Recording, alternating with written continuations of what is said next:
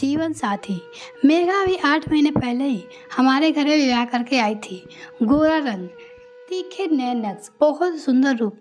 घर में उसकी पायल की आवाज़ से मानो 4 चांद लग गए हो। माँ से तो ऐसे घुल मिल गई थी जैसे वो उनकी बहू नहीं बेटी हो। माँ और उसके प्यार देने में कोई कमी नहीं थी। पिताजी के जाने के बाद मैं और माँ सालों बहुत अकेले हो गए थे। काम के सिलसिले में कई बार मुझे दूसरे शहर जाना पड़ता था और देरी हो जाने की वजह से वहीं रुक जाना पड़ता था और माँ और सालू घर पे अकेली होती थी। सालू भी अपनी ग्रेजुएशन पूरी कर रही थी। उसका भी यह आखिरी साल था। जीवन साथी का मतलब मैं भली भांति जानता था, परंतु लेकिन अपने आसपास के माहौल से भी अच्छी तरह से वाकिफ था। घरों को टूटता हुआ देखकर मोहन बहुत आश्चर्यचकित होता था कि अब बहू के आ जाने के बाद भी झगड़ा शुरू हो जाते हैं। पहले तो सब ठीक होता था, सब प्रेम से मिलजुल कर रहते हैं, किसी को कोई झगड़ा नहीं होता, घर में कोई तनाव नहीं होता। इसका मतलब शादी नहीं करनी चाहिए। अक्सर यह बात मेरे दिमाग में दौड़ती रहती। कुछ समय पहले तो मैं माँ को टालता रहता, फिर एक दिन माँ ने मुझे पूछ लिया, बेटा अगर तुम्हें कोई लड़की पसंद है तो बता दो।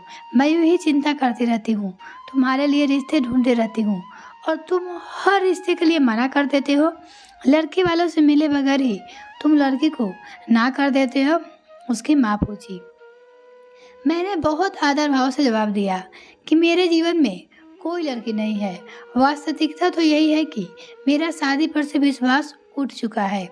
मैं बाहर समाज में देखता हूँ कि लोग पहले इतनी धूमधाम से शादी करते हैं और कुछ ही महीने बाद खुद ही अपना जुलूस निकाल रहे होते हैं। कमी कहाँ हो जाती है कुछ समझ नहीं पाता हूँ। गलती किसकी होती है इसका अंदाजा भी नहीं लगता है। दूसरे घर से आई हुई लड़की ही सब झगड़े की वजह होती है, यह भी पक्का नहीं कहा जा सकता है, परंतु यह सब देखकर मन तो यही करता है कि शादी नहीं करनी चाहिए। अपनी माँ को जवाब दिया, क्योंकि मुझे ऐसी बातें उलझती हुई अच्छी नहीं लगती। जिस तरह से आज मैं लोगों के घरों को बात बाहर समाज में उछलता हुआ देखता हूँ, उनके झगड़े घर के बाहर चौराहे पे लोगों के समय गुजरने वाले कारण बन चुके हैं, तो मैं नहीं चाहता कि मेरी बातों को भी लोगों को बीच में मेरा तमाशा बनाने का कारण बने। यह सब सुनकर माँ ने मुस्कुरा दिया। अरे पगले, ऐसा कुछ नहीं है।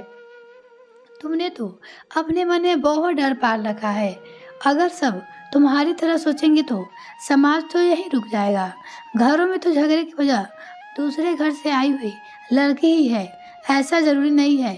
कई बार घर के बड़े द्वारा की गई बच्चों जैसी हरकतों भी घरों को माहौल खराब कर देता है। जो लड़की दूसरे घर से विवाह कर नए घर आती है, उसे नए घर के माहौल में ढलने में समय लगता है। उसे तो नए लोग, नया वातावरण, नई सोच को समझने में समय लगता है। बचपन से वह जहाँ पर ही है वहाँ कुछ और माहौल होता है।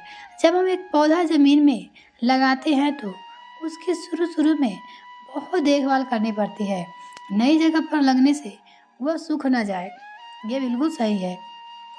इसकी वजह से उसे धूप से बचाते हैं, उसे समय पे पानी देते हैं, इतना भी ध्यान रखते हैं कि जहाँ पे हमने उसे लगाया है वहाँ ज़मीन में कंकर पत्थर तो नहीं है, क्योंकि ज़मीन में कंकर पत्थर होंगे तो पौधे की जड़ें अच्छे से पनप नहीं पाएगी।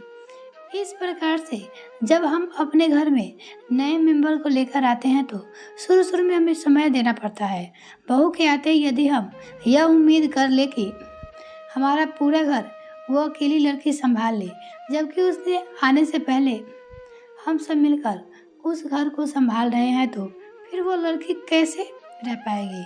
हम सब की बराबर की जिम्मेदारी बनती है कि हम घर से आई हुई बहू को हमारे घर में घुलने मिलने का सही वातावरण प्रदान करें। हम घर में एक बहु विवाह कर लेते हैं, ना कि किसी दफ्तर से कर्मचारी को नौकरी पर रखते हैं जो कि आते हुए आदमी जिम्मेदारी संभाल ले। बहू बहू होती है और कर्मचारी कर्मचारी होता है, वही दूसरी तरफ घर में नई बहू को भी अपनी मर्यादाओं का ध्यान रखते हुए उस घर के माहौल को समझना पड़ता है। यह दोनों तरफ से बराबर की जिम्मेदारी बनती है कि जिस रिश्ते में इतनी खुशी के साथ जोड़ा गया है उसे पूरी जिम्मेदारी के साथ निभाया जाए। परंतु पूरी की पूरी समझदारी की उम्मीद सिर्फ बहू से की जाए ऐसा भी जरूरी नहीं है, क्योंकि गलत बात को सहने वाला भी गलत होता है।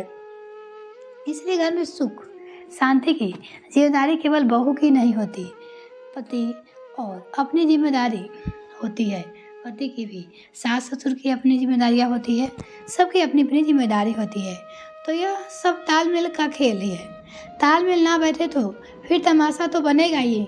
माँ की यह बातें सुनकर मेरे मन में चल रही दुविधाओं का जवाब मुझे काफ़ी हद तक मिल चुका था। उसके बाद मैंने अपनी शादी का फैसला माँ पे ही छोड़ दिया। माँ ने मेरे लिए अच्छी सी लड़की पसंद की जो पढ़ी लिखी भी थी और घर के कामकाज भी जानती थी, और सबसे अच्छी बात मेरे से तो कहीं ज़्यादा सुंदर थी। कई बार तो यह सोचा था कि इस लड़की ने मुझे पसंद कैसे कर लिया। तो सांवले रंग वाला साधारण सी नौकरी करने वाला साधारण से घर में रहने वाला हूँ। महीने बाद मेरी शादी हो गई और मेरी प्यारी सी दुल्हन मेरे घर आ गई। आज 8 महीने हो गए हैं। उन पुरानी बातों को सोचता हूँ तो मुस्कुरा देता हूँ। मैं यूं ही इतना डर रहा था, सुनी सुनाई बातों पे विश्वास कर रहा था। बात घर में कुछ होती तो वही चौराहे पे पहुँचाने पे कुछ न कुछ बन ही जाती। सच कहूँ तो माँ ने घर का वातावरण स्वस्थ रखने के लिए बहुत समझदारी दिखाई है। मेघा माँ की बहुत इज्जत करती है। अक्सर लड़कों को कहना पड़ता है कि अपनी पत्नी से भी तुम मेरे माता पिता की इज्जत करो, वो कहता है। परंतु मैंने कभी मेघा से नहीं कहा कि मेघा स्कूल में पढ़ाने भी जाती है, घर में काम में भी हाथ बटाती है और माँ के भी घर में वैसे ही संभालती है जैसा मेघा के आने से पहले संभालती थी। कभी कभी सोचता हूँ कि यदि माँ ने भी सारी जिम्मेदारी मेघा पे डाल दी होती तो क्या होता। वो नौकरी के साथ साथ घर का सारा काम नहीं कर पाती। आखिर वह भी तो एक इंसान है। माँ मेघा के साथ वैसा ही व्यवहार करती है जैसा मेरी बहन सालू के साथ करती थी। सालू को सुबह कॉलेज जाते वक्त वह अपने हाथों से नाश्ता बनाकर पहले भी देती थी, आज भी अपनी बहू को देती है। साथ में मेघा का नाश्ता भी बना देती है। मेघा अक्सर माँ को मना करती है, लेकिन माँ कहती है कि अगर मैं सालू को बना कर दे सकती हूँ तो तुम भी तो मेरी बेटी हो, 2 रोटी ज़्यादा बना लूँगी तो इतना नहीं थक जाऊँगी। मेघा माँ के इस प्यार का पूरा आदर करती है। स्कूल से आने के बाद कुछ समय आराम करके घर का सारा काम मेघा संभाल लेती है। बस यूँ कि हमारी गृहस्थी हंसती खेलती हुई खिलखिलाती हुई चल रही है। यदि सभी घरों में ऐसा तालमेल बैठ जाए तो रिश्तों को टूटने का दर्द लोगों को ना सहना पड़ेगा। यह कहानी आपको कैसे लगी कमेंट सेक्शन में लिखना ना भूले।